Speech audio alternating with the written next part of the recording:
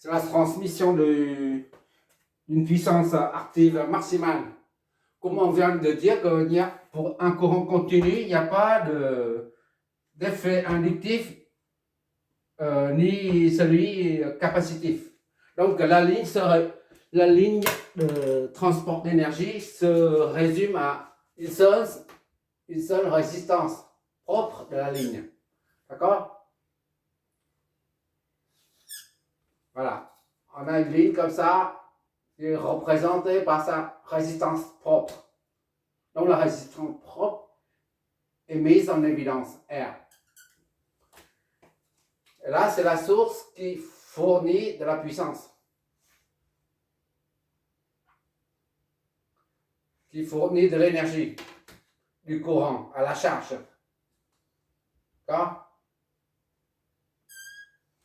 Ça, c'est VS.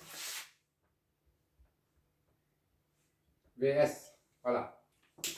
Qui fournit à travers la ligne de transport d'énergie, fournit du courant, donc qui dit courant dit énergie et puissance, etc.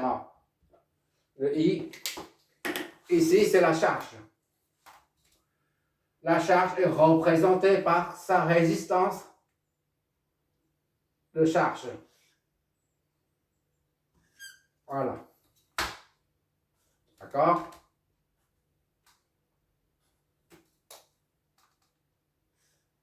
Maintenant, la résistance de charge, RCH, ça peut être, RCH peut être un lave-linge, une machine à laver, un sèche-linge ou peu importe. Donc la résistance dépend de chaque type d'appareil, d'accord? On ne connaît pas sa résistance. Donc pour l'instant, on l'appelle X. Voilà.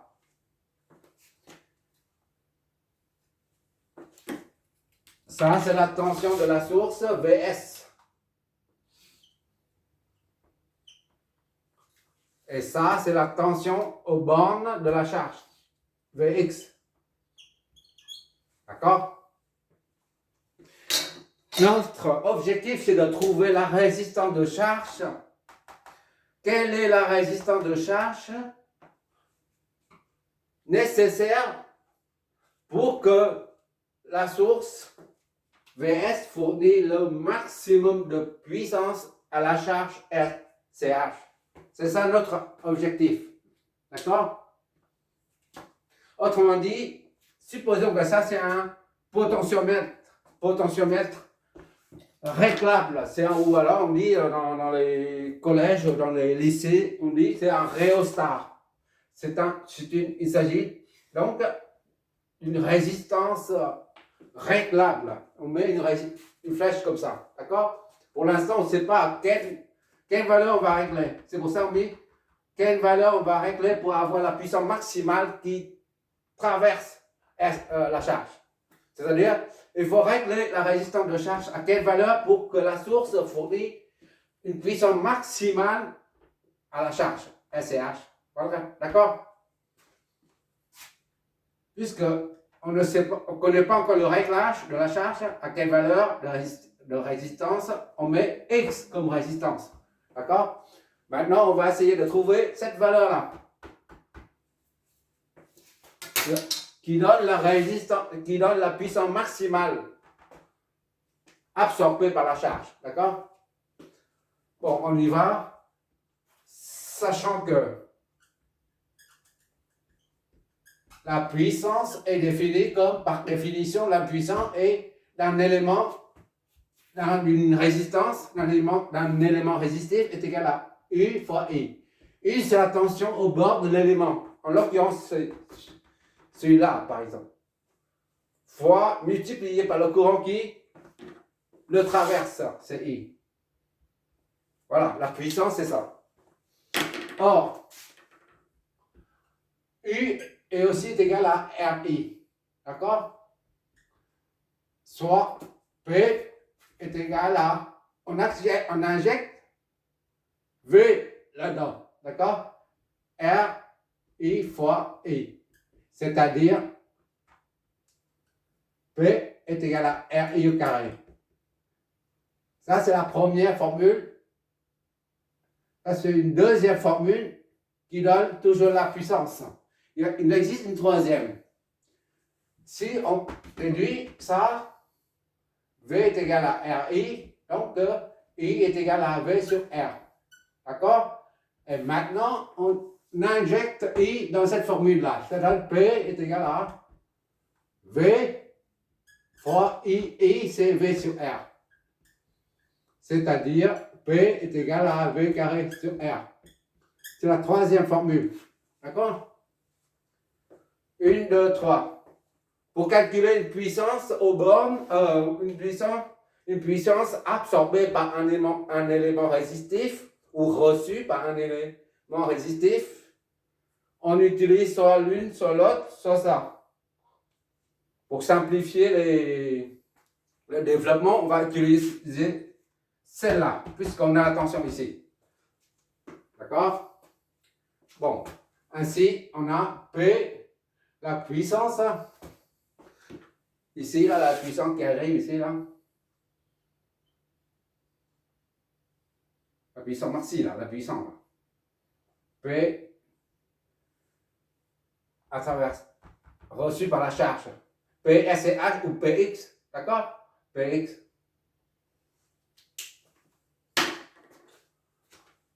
Alors, P, on va appliquer cette formule-là. Px est égal à V au carré. V correspond à Vx aux bornes de l'élément étudié, envisagé. Donc, est égal à Vx au carré divisé par R. R correspond à l'élément, c'est-à-dire SCH, mais pour l'instant, on ne connaît pas, on appelle X. D'accord? Sur X. Bon, pont diviseur, on utilise le pont diviseur de tension, soit Vx est égal à R talon multiple R talon sur R talon sur la somme des deux multiplié par la tension de source. D'accord?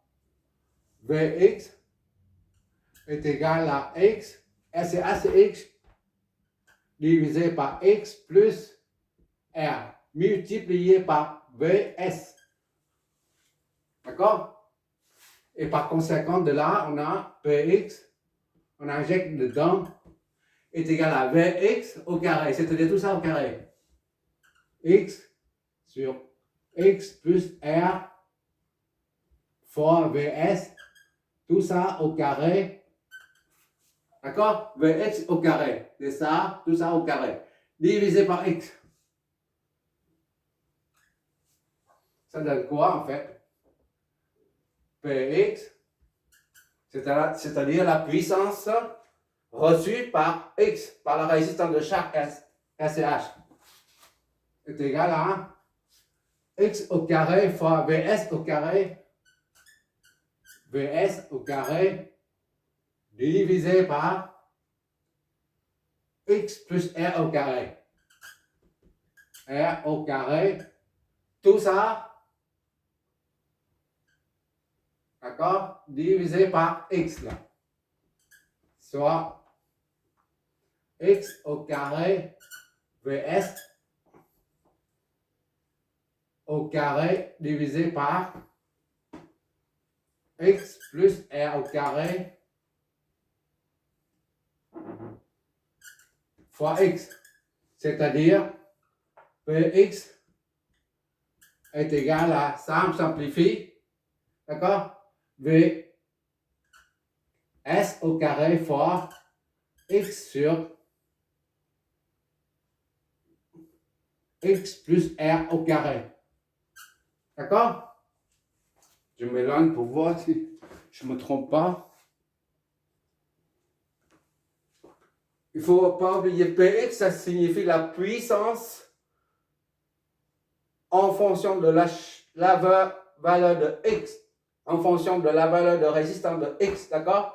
Donc on met ça, Px, en fonction de, là aussi c'est Px, d'accord?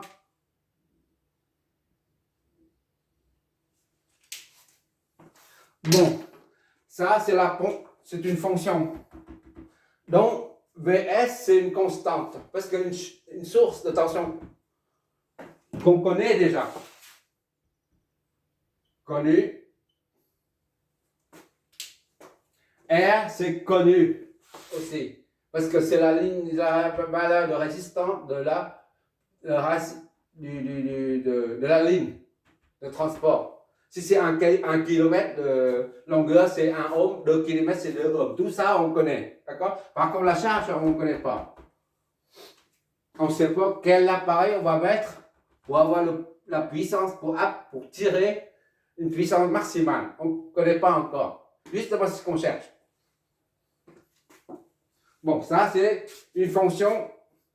Ça représente la fonction de puissance en fonction de la résistance inconnue, là, X. Là, c'est une constante. R, c'est une constante. D'accord? Pour avoir la puissance maximale, qu'est-ce qu'on va faire? C'est une fonction normale. Il suffit de faire une dérivée, faire la dérivée de ça. Et annuler la dérivée pour avoir l'extrémum local. D'accord? On fait la dérivée. Px égale à maxi, parce qu'on cherche la puissance maximale transmise à la charge. Bx égale à maxi, si, seulement si, la dérivée de la puissance à Px s'annule. D'accord? Et par conséquent, on doit trouver la dérivée et on l'annule. D'accord? Donc, la dérivée de Px, ça donne V là, Vs, c'est une constante, on laisse comme ça, fois x sur x plus r, le tout au carré, dérivé. D'accord? Est égal à Vs au carré. Ça, c'est une fraction de deux fonctions. C'est deux fonctions. Une fonction divisée par une autre. Rappel mathématique, U sur V, dérivé, est égal à U' V moins U, V', c'est V au carré. J'espère que ça fait des années maintenant. Oui, c'est ça. Bon, on applique ces formules à ça. U', U c'est X, V c'est X plus R au carré. Ça fait U', V, d'accord? V c'est tout ça au carré là. Il n'y a pas que ça. C'est tout ça. U', V moins U, V',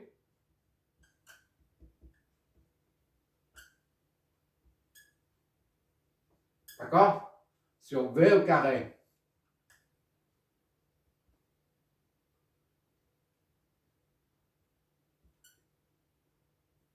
Au carré, ça va 4.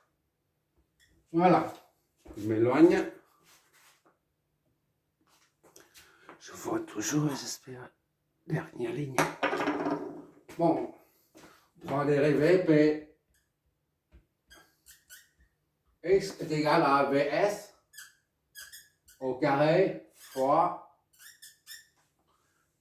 ça, x prime, dérivé de ça donne 1 fois x plus r au carré moins x fois la dérivée d'une fonction ax, rappelle encore ax plus b au carré. Et bien on passe ça en dessous, c'est 2, d'accord? Et on prend la dérivée de ça. L'expression, ça donne a, d'accord? Fois a, x plus b, 2 moins 1, ça donne 1. Voilà. La dérivée d'une fonction affine de premier degré, le tout au carré, à la puissance n, c'est comme ça. On applique ça à ça. X fois 2, d'accord? Dérivée de ça, x dérivée ça donne 1. R dérivée ça donne 0, d'accord? Multiplié par la fonction plus R Et 2 moins 1, ça donne 1. Je ne fais pas de bêtises. D'accord. Et là, c'est x plus r puissance 4. Je fais toujours. Ah, je suis à la limite, à la tangente.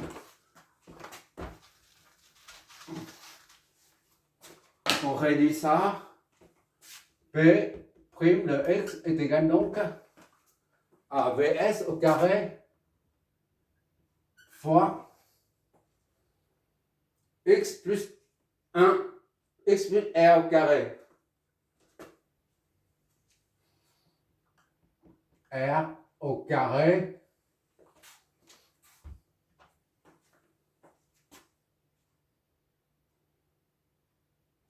moins 2x, x plus r.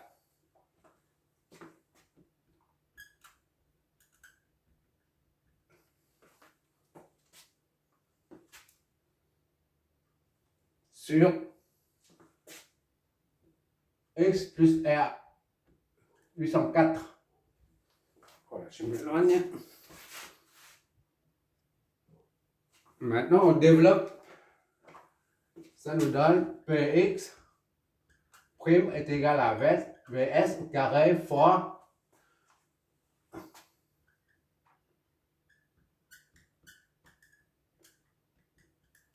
voilà, ça on développe, ça donne ça.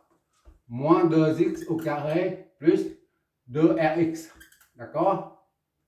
Sur x plus r. 804. Ça donne Vs au carré fois 4xr. Ça c'est moins et ça c'est moins. Plus moins 2x au carré moins 2rx. Voilà. Alors, je m'éloigne pour voir. Ok. Ça et ça, on simplifie. Il reste ça et ça fait moins x au carré plus r au carré sur x plus r puissance 4. D'accord? Je m'éloigne. Ok, il n'y a pas d'erreur. Donc, maintenant, on réduit au maximum la fonction de la dérivée. Maintenant, il faut, comme on a dit, la puissance est maxi, c'est ce qu'on cherche. La puissance est maxi, si seulement si la dérivée s'annule. Maintenant, il faut annuler cette dérivée. Px s'annule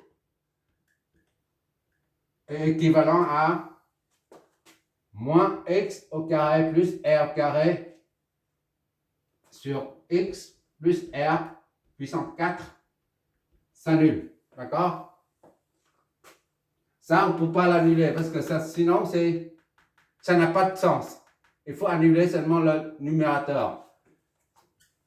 Moins x au carré plus r au carré est égal à 0.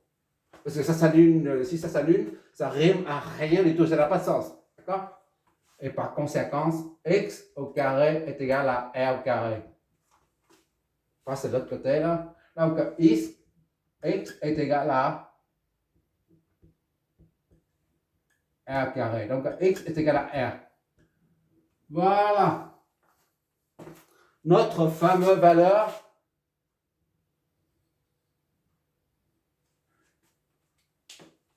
quand la valeur de la résistance, si la résistance de charge X là ou RCH, c'est la même chose que RCH, c'est H est égal à X est égal à R. Voilà, c'est la même chose. Maintenant, on connaît là. Quand la charge, la valeur de résistance de la charge est égale à la valeur de résistance de la ligne de transport d'énergie, alors on a la puissance maximale. D'accord?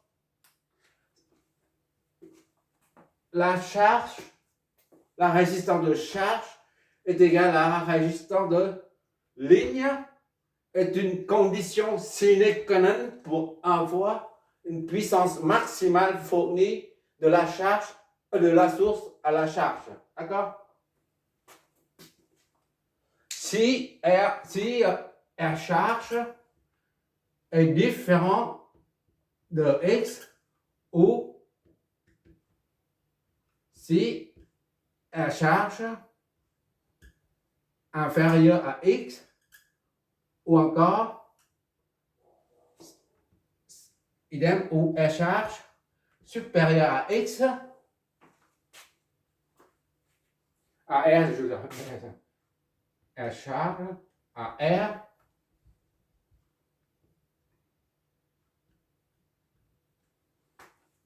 si R charge est différent de R de ligne, c'est-à-dire si R charge est inférieur à la R de ligne ou R charge supérieur à R de ligne, on n'obtiendra pas la puissance maximale. On n'aura pas la puissance maximale. Maxi. D'accord? Il faut absolument avoir R charge égale à R ligne pour avoir la puissance maximale. D'accord? Et si on trace cette courbe-là, courbe de puissance, on aura, ça c'est X. On aura quelque chose comme ça. Voilà. Maxi, P maxi. Là, c'est le dérivé qui s'annule, d'accord? Là, c'est R. C'est H. Et là, c'est R. Quand RCH est égal à R, RCH là, est égal à R, et ben on aura la puissance maximale. Et si RCH inférieur à, ici là, par exemple, RCH inférieur, CH inférieur à R là, on n'a pas la puissance maximale. P inférieur à P maxi. De même, si R est supérieur à SH supérieur à R, par exemple ici, par exemple, R charge supérieur à R, et ben on a une puissance ici, hein, P inférieur à P maxi. Pour avoir la P maxi, il faut que S charge soit égal à R de ligne. Voilà. Et la puissance maximale, c'est quoi? Ça correspond à quoi en fait? Ben, il suffit de remplacer ça là-dedans. Ça, c'est A. Je ne sais pas toujours, j'espère. Oui, encore une ligne. On remplace ça là-dedans. P de RC est égal à RCH est égal à R. Ou X, R, est égal à VS au carré fois X et R, d'accord? Sur X, on remplace par R encore, plus R au carré, ça donne VS au carré R sur R et R, ça fait 2R au carré. Finalement, P, R est égal à PR ou PX ou PRCH, c'est la même chose. C'est égal à quoi? VS 2 fois R sur 4R au carré. D'accord? Soit est égal à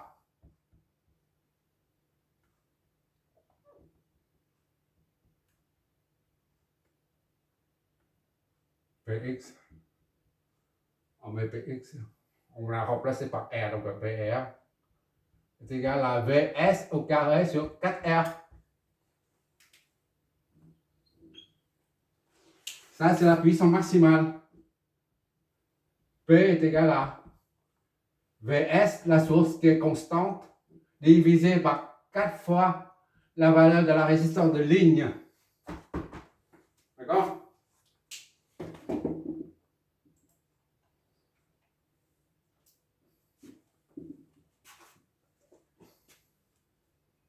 On va appliquer tout ça à un circuit. On va faire 3 exemples. Il faut retenir ça et ça. D'accord? Quand la résistance de charge est égale à la résistance de ligne, on obtient la puissance maximale qui est ça, qui est égale à la source au carré, la tension de source au carré divisé par 4 fois R. C'est pour une charge purement résistive. D'accord? Charge résistive. Il ne s'agit pas d'une charge inductive ou capacitive. La tension est une tension continue. D'accord?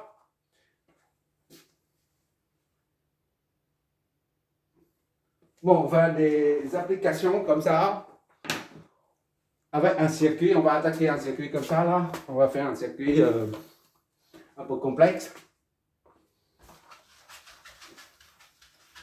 On va faire un pont de Weston ou quelque chose comme ça.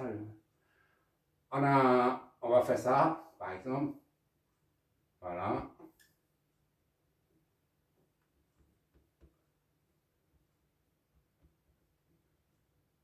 Voilà, c'est un peu compliqué. Vaut mieux faire un exo compliqué que de faire 10 ou 20 trop simple. Voilà, maintenant, R se trouve là. R1, R2, R3, R4 par exemple. Et ça, c'est R. Et ça, c'est la source de tension. On va faire ça. On va faire ça. Ça, c'est VS. On veut connaître la résistance de... Quelle est la valeur de résistance de la... Quelle est la valeur de R, la valeur de résistance de R pour qu'elle reçoive le maximum de puissance en provenant de la source VS. D'accord? On va faire ça tout de suite. Merci d'avoir regardé.